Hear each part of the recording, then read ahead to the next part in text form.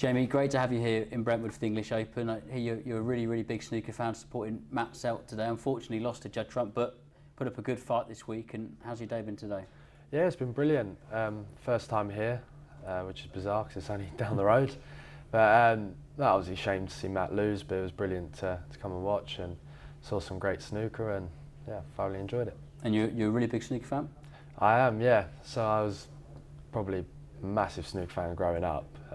Kind of growing up in Ilford, there's Ronnie and Ken Doherty playing there. There was a lot, it was kind of everywhere, and it was kind of the only thing to do growing up. And then kind of cricket took over, and the last few years I've really got back into it. Do you ever have a choice between cricket or snooker, or was it always cricket? Always cricket. Didn't even cross my mind. Your highest break is? 43.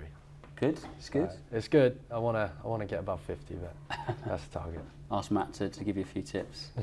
Who's your favourite player? Yeah, probably Matt Selt at the moment. Followed him the last. I think I worked out. I live quite close to him, so I've seen him as I walk the dog a few times. So it's a reason to, to support someone. What's your earliest memory of snooker? Probably around the early 2000s, late 90s. As a kid, I used to have a little TV in the room, and so the Crucible week was up to 1 a.m. with the TV on, watching the final and whatever. So who do you reckon is the greatest player, the GOAT? Has to be Ronnie, doesn't it? Yeah, 1,200 centuries, 7 world titles. Do you play locally at all in the area? What club do you play at? Yes, I play at Cue Ball in Chelmsford. It's right near to the ground, so literally tell the missus that training finishes at 3 and get out at 1 and go hit some snooker balls. Sounds a good plan to me. Do a group of you play at Essex? Is there a few lads who play? It's just me and the physio. Nick Brown plays a little bit. He's more of a pub sport man, so you see him on a pool table.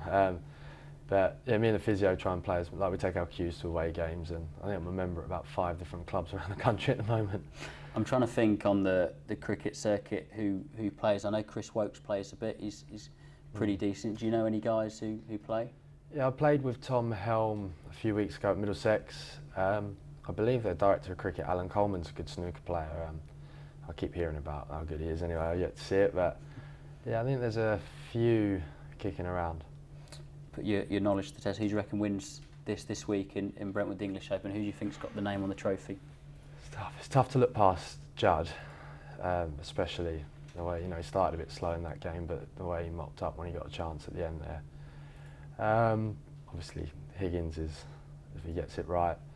The other one, I think Ding is playing really well, isn't he? So, and he's obviously a proven winner. So some good names in it, hard to pick. And lastly on snooker, presumably the World Champs is on your bucket list. You haven't visited the Crucible yet, but one you definitely want to in the future. Yeah, definitely plan to tick it off, or schedule providing. Yeah, I will tick it off at some point.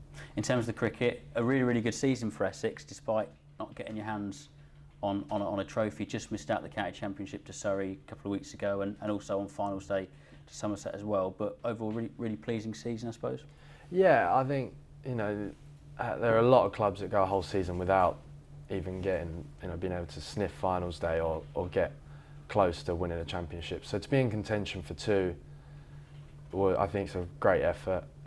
To lose them's disappointing, but a lot of people say you have to lose one to win one. We've been very fortunate actually that we've had all the success without losing one. So this might not be a bad thing for us.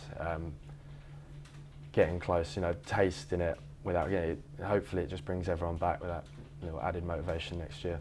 In terms of yourself, you've been an incredibly consistent wicket taker in county cricket for so many years now. Is England still on your radar in terms of where you want to get to? Yeah, I think it's one of those, you learn to put it to one side over time, but you never quite, I'll never ever stop wanting to play for England or give up on it, and especially having been so close and been in the setup. It's like a drug, you always want to get back there, but I'm pretty, I made the decision that no matter what happens for the rest of my career now, I'm proud of what I've done, and I just want to be proud of the next, hopefully 6, 7, 8 years. If I can look back on those and just say, I got the most out of my body and did the most with it, that would be enough for me. And in terms of England, obviously we know they've just started their World Cup campaign, lost to New Zealand, but defending champions, presumably you feel they've got a real shot at regaining that trophy. Yeah, I was actually thinking about that this morning, because obviously it's not a great opener, and they've probably not gone in with the form they'd like. But you know, it's a long tournament, and sometimes it's the team that wins it is the team that peaks at the right time. So it might not actually be a bad thing, that result. You backing them to win it? Yeah, them or India, I think, got to be the two clear-cut favourites. Jamie, thanks for visiting today. Enjoy this next match, and hopefully we'll see you at the Crucible soon. Definitely. Cheers.